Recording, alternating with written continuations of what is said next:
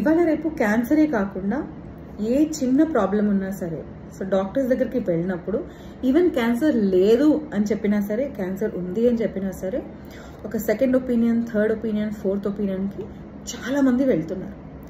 So దానికి నా అబ్జర్వేషన్లో కొన్ని రీజన్స్ ఉన్నాయి. మోస్ట్ ఇంపార్టెంట్ రీజన్ ఏంటంటే Google search.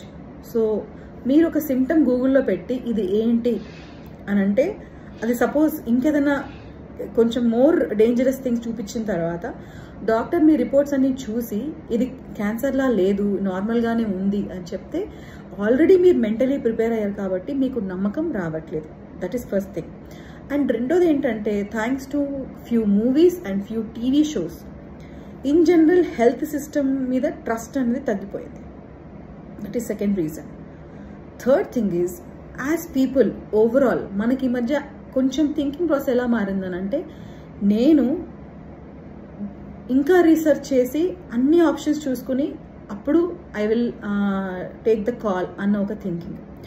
Fourth and most important, especially cancer diagnosis చెప్పినప్పుడు patients are buying time and వాళ్ళు రిపీటెడ్గా ఆ మాట విని ఇది నిజంగా క్యాన్సర్ అయినా కాదా అని నమ్మకం కుదుర్చుకోవడానికి వాళ్ళకి కొంచెం టైం పడుతుంది. సో ఇంకొకరు చెప్తే ఇంకో వర్షన్లో చెప్పినా, లేకపోతే ఇంకో ఇద్దరు ముగ్గురు చెప్తే కానీ అప్పటికి మనకది కొన్నిసార్లు న్యూస్ మనకి యాక్సెప్టెన్స్కి రాకపోవచ్చు. So these are all the reasons why nowadays many patients, whether it is cancer, just pain in the breast, మనకి జస్ట్ పెయిన్ అనిపించవచ్చు, బట్ పేషెంట్ మైండ్లో అది బ్రెస్ట్ క్యాన్సర్ అనే ఫియర్ ఉంది. సో ఈ అన్ని కారణాల వల్ల second opinions, third opinions, fourth opinions కూడా అవుతున్నాయి.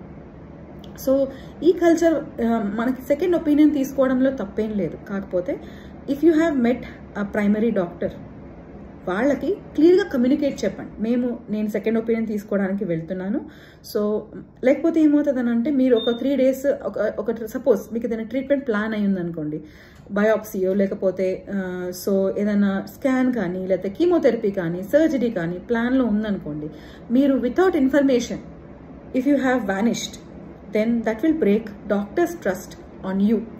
బట్ మీరు అప్పుడు అన్నీ అయిపోయినా మళ్ళీ వెనక్కి వచ్చిన తర్వాత ఆ సేమ్ లెవెల్ ఆఫ్ ట్రస్ట్ డాక్టర్కి కూడా మీ మీద ఉండదు.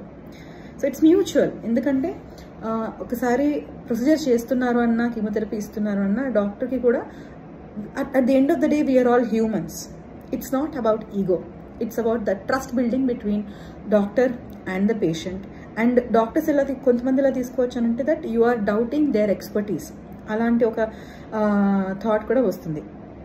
సో మీరు అదే ఫ్రాంక్గా, డాక్టర్ మాకు కొంచెం టైం కావాలి, మేము సెకండ్ ఒపీనియన్కి వెళ్తున్నాము అని క్లియర్గా కమ్యూనికేట్ చేశారంటే మీ మీద కూడా రెస్పెక్ట్ చాలా పెరుగుతుంది.